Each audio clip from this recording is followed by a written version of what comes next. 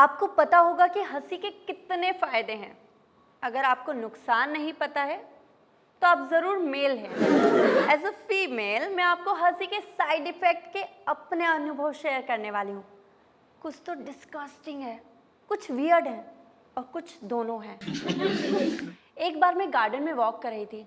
आपने Piper of the Hamelin की कहानी सुनी होगी, नहीं तो अभी एक सेंटेंस में सुना देती हूँ। हैमलिन नामक शहर में एक म्यूजिशियन था जिसके पाइप बजने से उसके पीछे सारे चूहे चल देते थे। मैं भी अगर टाइट ट्रैक पहनकर गार्डन में वॉक करूं तो मेरे पीछे पूरा बोलने की जरूरत नहीं है, आप समझ गए होंगे ना। एक बार ऐसे ही ना मैं गार्डन में वॉक कर रही थी तो एक बेंच पर बैठा हुआ लड़का मेरे फिगर पर मंत्रमुग्ध होकर मेरे पीछे चलने लगा। मेरे एक राउंड के बाद फिर वो मेरे पीछे पीछे आया। लड़कों को लगता है कि उनका मकसद ना लड़कियों को पता नहीं चलेगा, पर उन्हें क्या पता कि हम लड़कियां सटीक सुपर सेंसिटिव सेंसर के साथ पैदा होती हैं। वो मेरे पीछे चलते हुए किसी को कॉल लगाया और मुझे इम्प्रेस करने के लिए हर थोड़ी देर के बाद हंसने लगा। मैंने इग्नोर किया तो वो और लाउड हंसने लगा।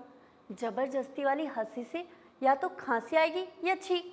लड़कियां छींक को दबा लेती हैं, कंट्रोल कर लेती हैं, और लड़के पूरी ताकत लगाते हैं, जैसे उनको अपने सिगरेट के धुएं से काले पड़े लंग्स को ना निकाल कर ड्राई क्लीन पर देने हो।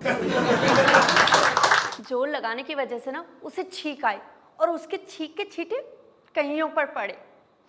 थैंक गॉड मैं उसके डिस्गस्टिंग मिसाइल के अटैक से ना बहुत दूर थी, उसकी रेंज से। उसके आसपास के लोग उसे घूरने लगे पर वो मुस्कुरा रहा था। उसकी मुस्कुराहट से घूरने वाले भी शर्मिंदा हो गए। उनको लगा कि वो उनको सॉरी बोलेगा, पर वो उनको अदृश्य समझते हुए भागकर मेरे पास आया और मुझे अजीब ढंग से अखंड मूर्ख वाले स्टाइल में सॉरी बोला। मैं उसकी मूर्खता वाले स्टाइल पर ना मुस्कुरा दी।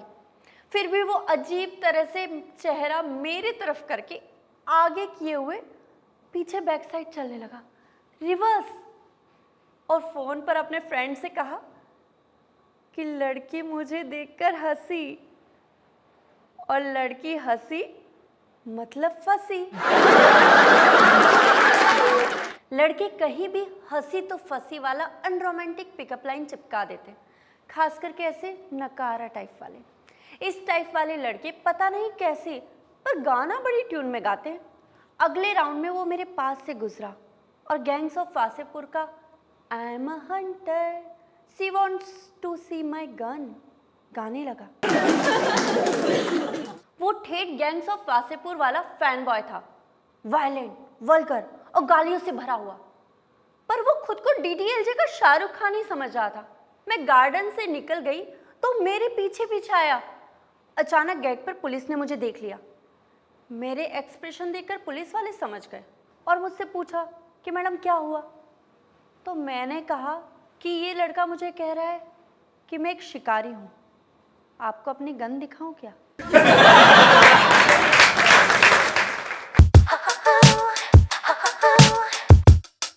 एक जबरदस्त मजेदार घटना आपको सुनाने वाली हूँ। उसके पहले 45 सेकंड मुझे दे दीजिए, बस आपसे कुछ कहना है। मैं जो कहने वाली हूँ उससे कुछ लोग मुझे जज करेंगे, लेकिन फैक्ट तो फैक्ट होता है। इस बार मैं अपने पॉइंट के सपोर्ट में आपके साथ कुछ स्क्रीनशॉट भी शेयर करूँगी। मैं अपने स्केच में ड्रग्स वाले जोक नहीं करती, गाली वाले शब्द इस्तेमाल नहीं करती, सेक्स के बारे में जोक्स करने पर ट्राई करती हूँ। मैं सेक्स को ना ब्लेसिंग समझती हूँ, वल्गर और गाली नहीं। मैं ये शो स्टूडियो में रिकॉर्ड करती हूँ और आप मेरे लाइव ऑडियंस है। अच्छे वैवाहिक जीवन के लिए अच्छी सेक्स लाइफ भी बहुत ज़रूरी है। ये सिर्फ मैं नहीं कहती, मैं यहाँ अखबारों के कुछ स्क्रीनशॉट लगा रही हूँ, आप चेक कर लीजिए। सिर्फ भारतीय समाचार पत्र ही नहीं, फोर्ब्स भी कह रहा है कि 31% तलाक इंटीमेंसी की कमी के कारण होते हैं।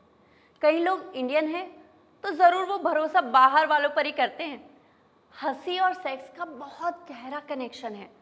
तब तक आप सब्सक्राइब कर लीजिए, इससे चैनल को स्पॉन्सरशिप मिलेगी। हाँ, ये चैनल छोटा है पर इस चैनल से कभी भी लॉटरी, बैटिंग, अल्कोहल या किसी डायरेक्ट या इनडायरेक्ट नशे का स्पॉन्सरशिप नहीं होगा। Be blessed and wishing you all happy and healthy sex life. अब बताती हूँ वो मज़ेदार घटना। मैं एक लड़के को डेट कर रही थी। एक दूसरे को मेंटली और फिजिकली समझना बेहद ज़रूरी है।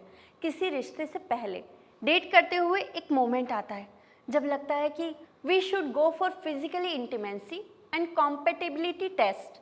सिर्फ मैं ही नहीं, काम सूत्र भी इस बात की वकालत करता है। किताब पुरानी है लेकिन सोच समय से आगे। मैंने अपनी चड्डी बड्डी कम्मों को बता दिया कि मामला यहाँ तक आ गया है। कम्मों ने गिफ्ट में होटल रूम बुक कर दिया। मैं अपनी डेट के साथ वहाँ गई। लड़का ऐसे तो नॉर्मल था लेकिन वहाँ अचानक परफॉर्मेंस प्रेशर में आ गया। कुछ नॉनवेज जोक सुनाकर मैंने उसे रिलैक्स किया। सारे नॉनवेज जोक पर ना सिर्फ लड़कों का कॉपीराइट नहीं होता है ना। नॉनवेज जोक के बाद वो रिलैक्स हो गया। फिर कुछ रोमांटिक बातें हुई। आखिरकार वो समय आ गया। हमने अपने रिश्ते को एक कदम आगे ले जाने का फैसला किया। मैंने कम्मो को मैसेज कर दिया कि babe we are going to make out. We started. Then Kammo का मैसेज आया। मैंने चेक किया तो उसमें एक कोड भेजा था जिसमें लिखा था कि अगर आप मेकआउट के बीच हंस नहीं रहे तो आप गलत आदमी के साथ मेकआउट कर रहे हैं। If you are not laughing between make out then you are making out with wrong guy। मैंने रियलाइज किया कि मुझे तो हंसी नहीं आ रही है। then ये रॉन्ग पार्टनर है क्या? ओह शिट, अब मैं सिलेक्शन प्रेशर में आ गई। मैंने फैसला किया कि कम से कम ना मुझे तो हंसना ही चाहिए। जब आप जबरदस्ती के हंसने की कोशिश करते हैं ना तो अजीब अजीब सी हंसी निकलती है। डिम लाइट होने पे रोमांटिक हो जाती हूँ और रोमांस के चक्कर में मैं बाल खोल देती हूँ। यहाँ तो खुद को साबित करना था कि I am making out with the right guy. इसलिए ज़्यादा रोमांटिक दिखने के चक्कर में मैंने पहले अपने बाल खोले, फिर बालों से अपना चेहरा ढक लिया। उसके बाद याद आया कि मैं रोमांस का दिखावा तो कर रही हूँ पर हंसी का क्या। फिर मैंने जो जबरदस्ती वाली हंसी हंसना शुरू किया तो भूल भुलैया की मंजुलिका टाइप की हंसी निकली।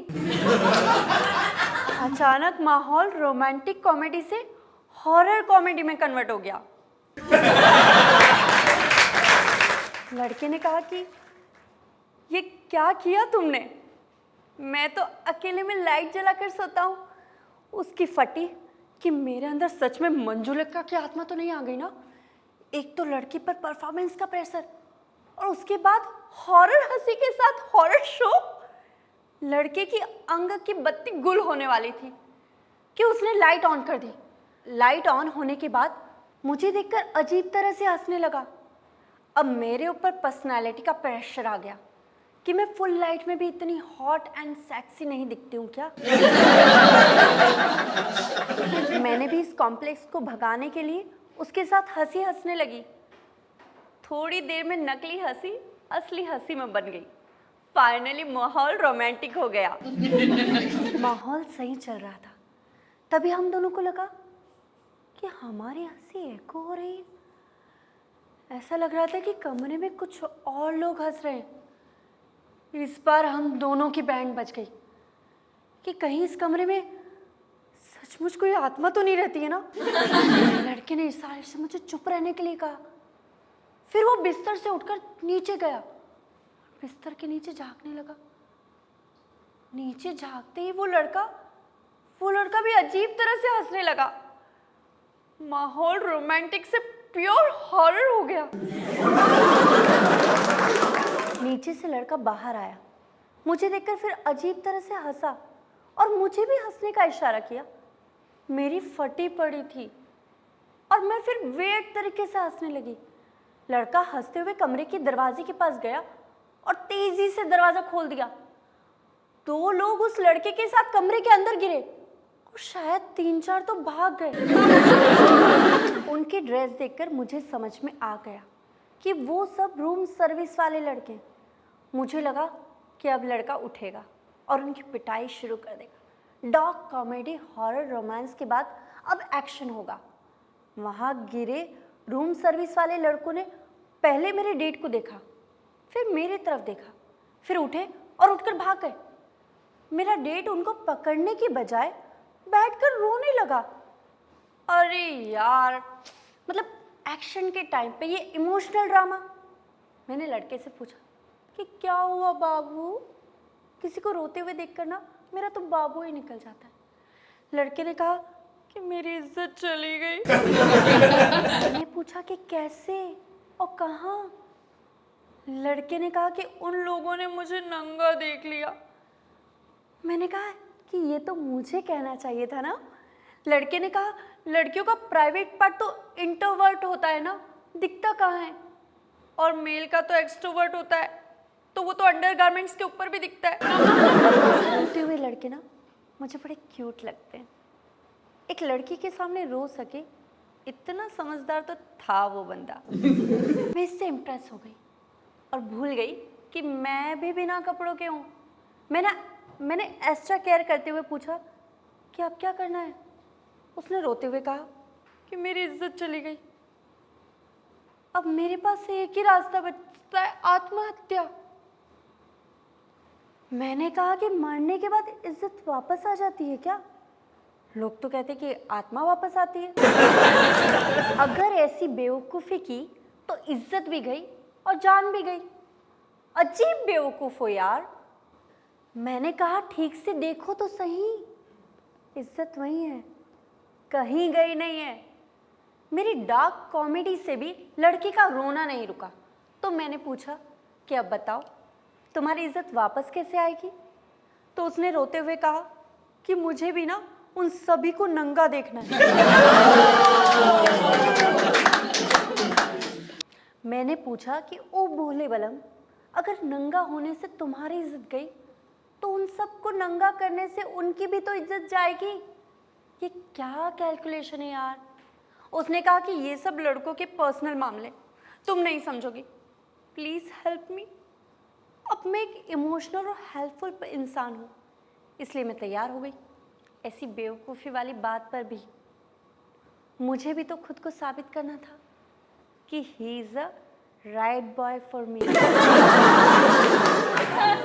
मैं रूम सर्विस बॉय के हेड के पास गई।